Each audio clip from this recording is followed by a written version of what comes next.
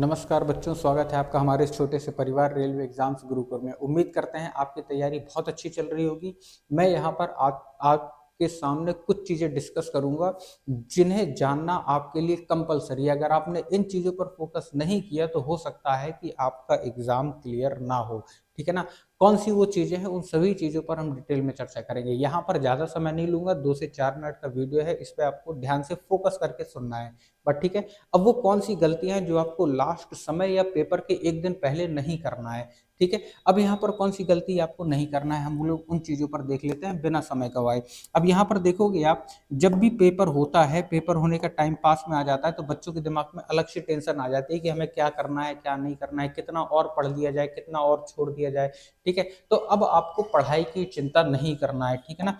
पहली चीज़ पढ़ाई की चिंता नहीं करना है। मैं इसमें कुछ चीज़ें बताऊँगा, है ना, कि कौन-कौन सी वो मेजर गलतियाँ हैं जिनकी वजह से सिलेक्ट होने वाले बच्चे भी लास्ट टाइम में बाहर हो जाते हैं, ठीक है ना? और एग्ज़ाम होने के बाद क्या बोलेंगे कि अरे यार! मेरे इतने क्वेश्चन मिस हो गए, अरे यार! ये गलती हो गई, अरे यार! इतना ये नहीं करते तो हमारा इतने क्वेश्चन सही हो जाते। तो उन गलतियों को नहीं दोहराना, मैं सारी चीज़ें आपके सामने बताऊँगा, वो सारे पॉइंट्स आपके सामने रखूँगा, ठीक है ना?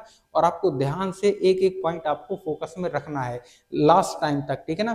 कि ये गलतियाँ हमें बिल्कुल भी नहीं दोहराना है। जब आपको पता होंगी, है ना, तो आप उन गलतियों को बिल्कुल भी नहीं दोहराएँगे। जैसे कि पहला पॉइंट क्या है? लास्ट टाइम पे बच्चे क्या करते हैं, प्रैक्टिस सेट, ठीक है ना? प्रैक्टिस सेट लगाते हैं, तो आपको प्रैक्टिस सेट लगाने अब बंद कर देना है, ठीक है? क्योंकि आपके पास 1 ही दिन बचा है या 2 दिन बचा है, जिनके पेपर 26 को है, 29 को है, तो 2 से 3 दिन बचे हैं। अब आपको प्रैक्टिस सेट नहीं लगाना है, बात ठीक है ना?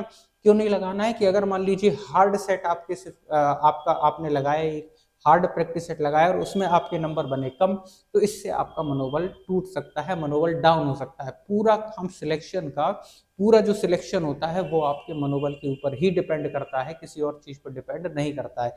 इसीलिए आपने सुना होगा कि कई बार आपसे कम पढ़ने वाला बच्चा सिलेक्शन ले जाता है, लेकिन आप उसमें सिलेक्ट नहीं हो पाते, ठीक है?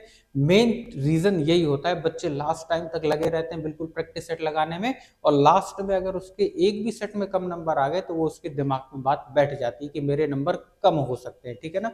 तो आपको क्या करना है, सबसे पहले प्रैक्टिस सेट लगाने बंद कर देना है। दूसरी चीज़, पढ़ना कितना है, ठीक है ना? पढ़ना कितना है, ठीक है? रिवाइज़ करना है या नहीं करना, ये सारी चीज़ें। तो आपको रिवाइज करना है, लेकिन उतना आपको अब डीप में जाके या कुछ नई चीजें नहीं सीखना है, मतलब रिवीजन भी आपको उतना कुछ खास नहीं करना है, ठीक है ना? जिनका 1 दिन बाद पेपर है या 2 दिन बाद पेपर है, ठीक है? क्यों? क्योंकि आपको जितना पढ़ना था आपने पढ़ लिया। अब आपको क्या करना है, अपने दिमाग को रिलैक्स छोड़ देना है, ठीक है ना? रिलैक्स छोड़ देना है बिल्कुल।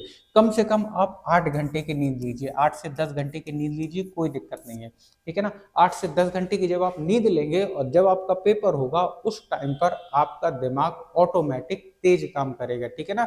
अब इसी से रिलेटेड हम तीसरे पॉइंट पे आते हैं, जिसमें बात आती है कि जैसे मान लीजिए किसी का मॉर्निंग शिफ्ट में पेपर है, किसी का नून में पेपर है, किसी का इवनिंग शिफ्ट में पेपर है, 3 शिफ्ट में पेपर है, किसी का सुबह है, किसी का दोपहर है, किसी का शाम। सबसे बड़ी गलती बच्चे यहाँ पर ये करते हैं, क्या गलती करते हैं बच्चे? जिनका मॉर्निंग शिफ्ट में है, ठीक है ना, जिनका मॉर्निंग शिफ्ट में है, बहुत सारे बच्चे सोने की आदत बना लेते हैं 9-9 बजे तक, 10-10 बजे तक, ठीक है ना? अगर उसके पहले जगते हैं तो उनके सर में दर्द होने लगता है, या फिर दिमाग नहीं लगेगा किसी चीज में, ठीक है ना? तो आपको करना क्या है, 2 से 3 दिन, 4 दिन आप सुबह उठ के देखो, कम से कम 6 बजे आप सुबह उठ जाओ, ठीक है ना?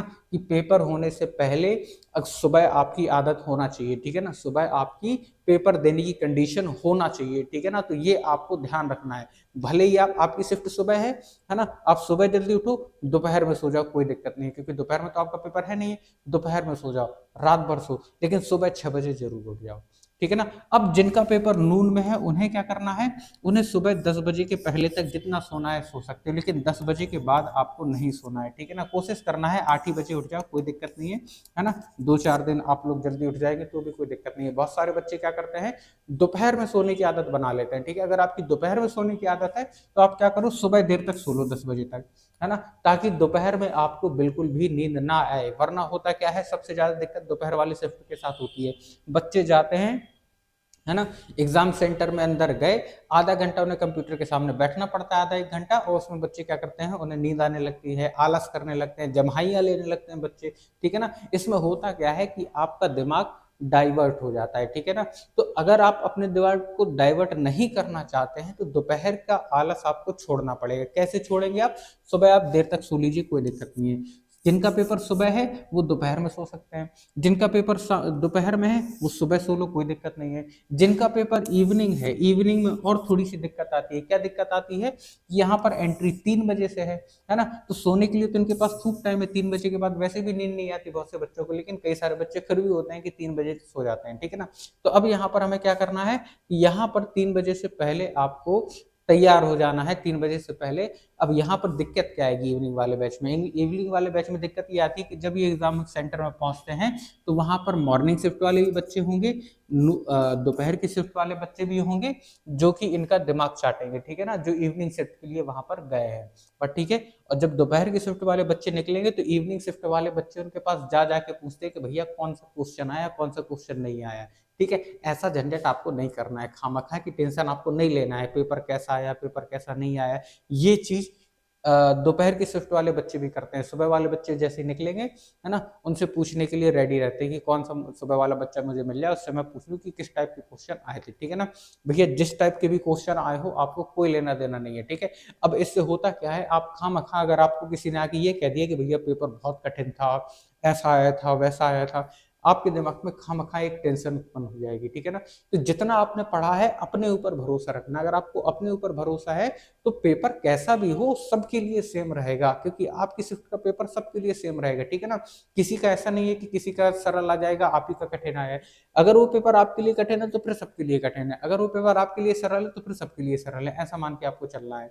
बट ठीक है ना, यानी अपने ऊपर भरोसा रखना है, इस चीज पर आपको फोकस करना है, ठीक है। उसके उसके बाद अगर आप देखोगे कि अगर आपने इन 3 चीजों पर कंट्रोल कर लिया कि जिसका मॉर्निंग में है वो अपनी सोने की आदत दोपहर सुबह से हटा ले, जिनकी शिफ्ट दोपहर में है वो सुबह नींद पूरी करके जाएं, दोपहर में आलस बिल्कुल ना करें। जिनका 3 बजे के बाद जिनकी शिफ्ट स्टार्ट हो जाएगी, यानी कि इवनिंग में जिसकी शिफ्ट है, वो सोने वोने का चक्कर पहले ही छूट छूट जाएगा उनका, कोई बड़ी बात नहीं है। लेकिन इन्हें दुनियादारी की बातों में नहीं फंसना है। बेसिकली कोई भी बच्चा हो, अगर आपका पेपर मान लो एग्जाम है, एग्जाम सेंटर में आप गए, तो आपको किसी से भी कोई भी बात नहीं करना है, ठीक है। अपने काम से मतलब रखिए, अपना पेपर दीजिए। और पेपर देने के बाद भी आपको मेंटली क्या होता है कि जैसे ही आप पेपर दे के निकले, कोई बच्चा कहेगा हम तो 75 में 75 क्वेश्चन करके आए, कोई कहेगा 75 में 70 करके आए, कोई कहेगा 65 करके आए, ठीक है ना। गलत क्वेश्चन करने वाले बच्चे पूरा पूरा पेपर करके आते हैं, ठीक है ना। उसमें होता क्या है, माइनस मार्किंग उन्हें ले डूबती है, ठीक है।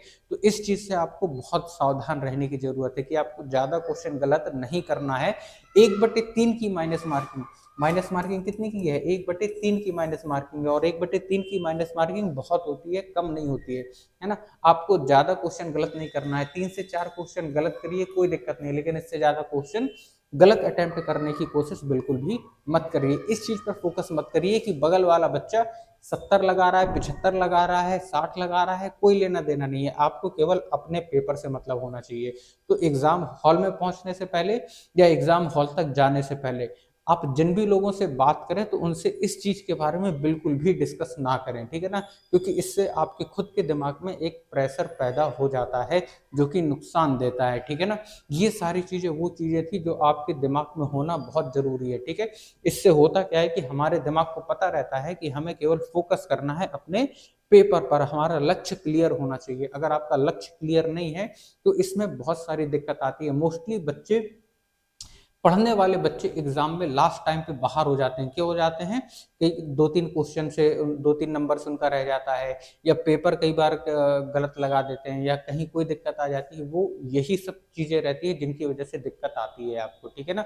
तो इन चीजों पर विशेष तौर पर आपको ध्यान रखना है, ठीक है ना। अपनी तैयारी पर भरोसा रखिए, अपने ऊपर भरोसा रखिए, जितना आता है उतना पूरी ताकत के साथ बिल्कुल ईमानदारी के साथ करके आइए, ठीक है ना। आपका सिलेक्शन जरूर होगा, ये एक भरोसा आपके अंदर होना चाहिए, ठीक है ना।